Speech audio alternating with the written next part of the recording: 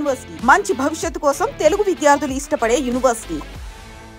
I don't know from where you get that energy, that thought. అంటే నా చిన్నప్పటి నుంచి కూడా తెల్లవారులు రిహార్సల్ చేయడం, తెల్లవారులు 3 అవుద్ది, ఇడ్లీలు తినడం, మళ్ళీ పడుకోవడం, 6ంటికి కాలేజ్.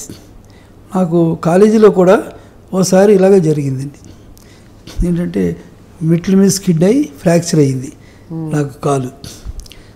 అయినా సరే మర్నాడే నేను కాలేజీకి వెళ్ళా, ఎందుకంటే రిహార్సల్ ఉంది ఆ రోజు అని.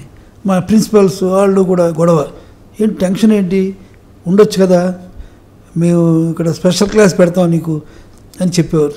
లేదు సార్, అలా ఉండకూడదు సార్, మన దెబ్బ తగిలినప్పుడే స్ట్రాంగ్గా ఉండాలి సార్, అప్పుడే కదా మన పవర్ ఉంటుంది అని. నేను మెట్లు కూడా ఎవరు పట్టుకొని ఇచ్చేవాడిని కాదు, ఎక్కేవాడిని.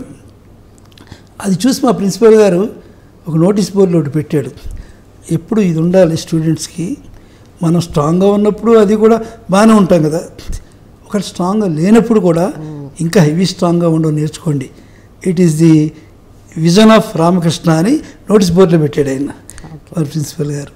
అంటే ఎందుకు పడ్డానంటే, నేను మా కాలేజీలో మనం వెళ్ళేటప్పుడు టీచర్స్ ఎవరైనా సైకిల్ వెళ్తున్నాం అనుకోండి, టీచర్స్ కనబడితే డమ్మను ఉరికేసి ఇలా నుంచునేవాడు అనమాట అందరం. అలా ఉరగడంలో దెబ్బ తగిలింది నాకు.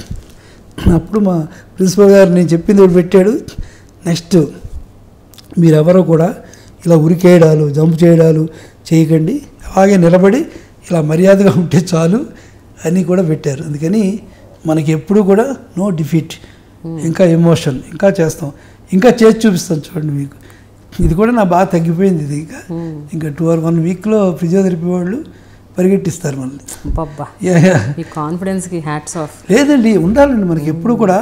డిఫెక్ట్ ఉన్నప్పుడే మన కాన్ఫిడెన్స్ రావాలండి.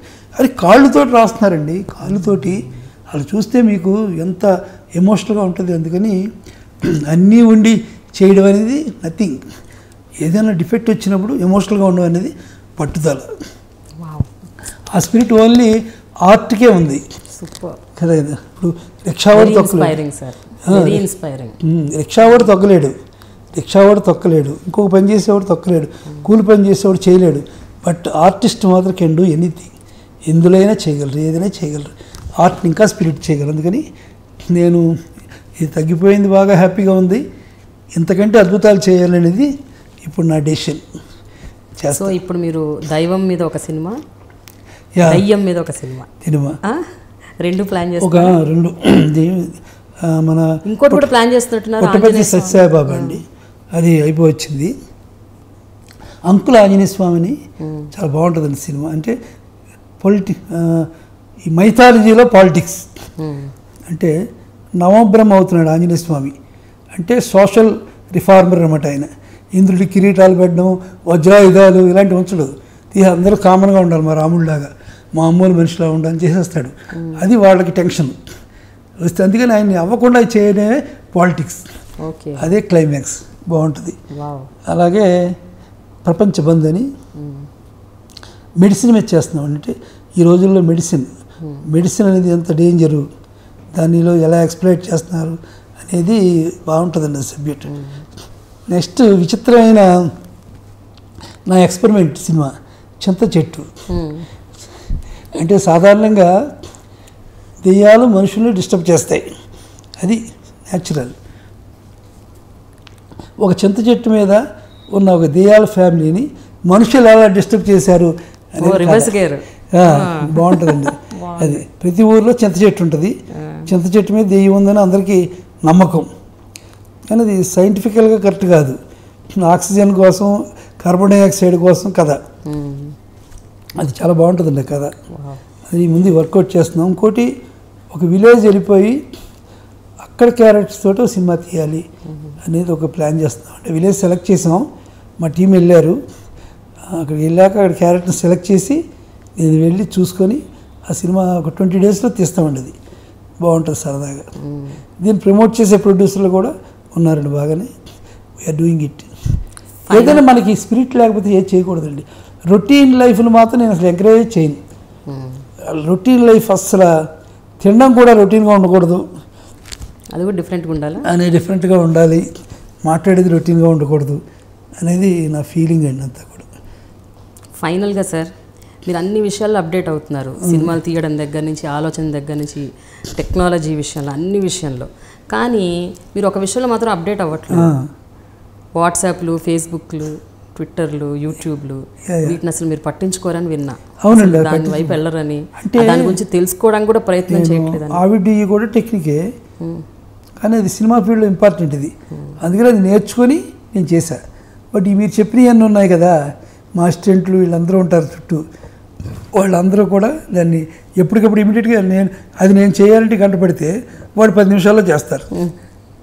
మా పిల్లలు అయితే 2 నిమిషాల్లో చేస్తారు. బట్ మీకు ఇంట్రెస్ట్ కూడా లేదని విన్నా నేను. ఇంట్రెస్ట్ ఉంది, తెలుసుకుంటాను ఏది ఏంటి అని ఇంట్రెస్ట్. అయ్యో, ఒక టెక్నిక్ని మనం అవాయిడ్ చేయాలి. బట్ మీరు యూజ్ చేయదలుచుకోలేదు. యూజ్ చేస్తాను, కానీ నా టైం వేస్ట్ చేయకూడదు దాని మీద. అంతేనా? దానికి ఎవరో కూడా ఉంటారు కదా, మీ బొట్టులను పట్టుకుంటాం, చేయండి అంటే జరిగే పని. బట్ సినిమా అనేది అప్పచెప్పేది కాదుగా, మనమే చేయాలి. అందుకని దాన్ని నెగ్లెక్ట్ చేయడం కాదండి, దానికి ఎక్కువ టైం స్పేర్ చేయాలి కదా. దానికి కుర్రోళ్ళు ఉన్నారు ఒకటి, నేను అన్నీ వాళ్ళకి అప్పచెప్పి వాళ్ళు లేకపోతే ఎలాగా అనేది కూడా ఉంటాను. అందుకని ప్రతిదీ నాకు తెలుసు, ఏది నొక్కితే వస్తుంది అని. అందుకని ఇమీడియట్గా దానికి అలర్ట్ అవుతా. మీ జీవితంలో మీరు బాగా రిగ్రెట్ అయిన సందర్భం ఏమైనా ఉందండి? ఉంది. రిగ్రెట్, బాధపడేదా? మాకు అందరికంటే నాకుండే మెయిన్ సపోర్ట్ మా ఫాదరు. అంటే నేను మద్రాసు వచ్చేసాను కదా, అక్కడ పావర్టీ ఎక్కువ వచ్చింది మా ఇంట్లో, ఆయనకి వైద్యం కూడా అందించలేని పరిస్థితి. కానీ మా ఫాదర్ మిలిటరీ, ఆయన చాలా పవర్ఫుల్. అసలు ఆయన వచ్చాడంటే సింహం అనమాట.